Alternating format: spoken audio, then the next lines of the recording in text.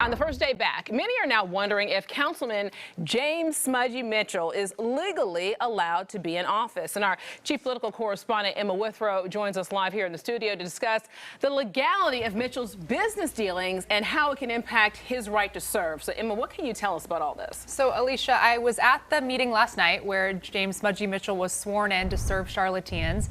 Now, he previously served on the Charlotte City Council for decades. He was, there throughout the 90s, all the way up until January of 2021, when he resigned to become CEO of this company that is under R.J. Leeper's, that's parent company for a big construction company here in Charlotte. Now, he became CEO, stepped down, decided to run for his old seat, and that's where he was recently reelected and is now back on the council. But here's the issue. His business dealings are potentially going to cause some issues with his new role back on the council. So there's this legal issue when it comes to owning up to 10% of a company. You're not allowed to own 10% of a company, and he owns 25% of R.J. Leeper. So the state law says a city council member can't own more than 10% of a company that does business with the city. So Mitchell's told Queen City News numerous times he owns 25% of R.J. Leeper's parent company, which is a construction company called Bright Hope Capital. Now, it does a ton of business with the city, hundreds of millions of dollars of business. So how did Mitchell get sworn in with no consequences, or at the very least,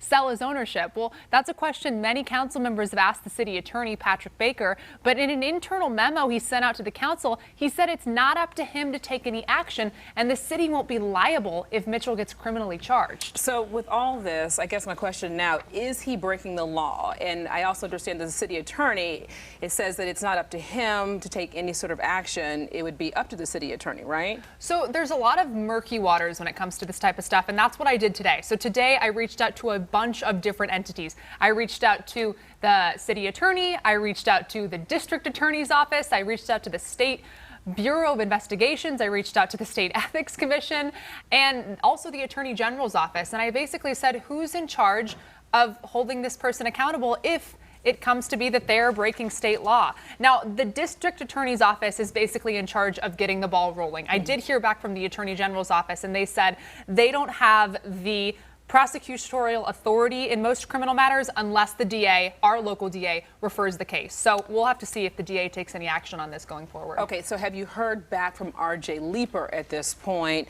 on where we stand with all this in terms of Councilman Mitchell? I have. So right before our broadcast, actually, I got an email back from R.J. Leeper, and I also got a response from Councilman Mitchell. The issue here is we're getting two conflicting responses from both sides. So I reached out to both of them after they responded to me, and I said, listen, we need some form of documentation to prove what you're saying is true, because both of them are saying two completely different things. So once we get that documentation, I'm going to be following the story extremely closely, and we'll be reporting back once we get some sort of actual documents saying this is what this trying is to be happening. able to understand all this. Yeah, we can't take their word for it.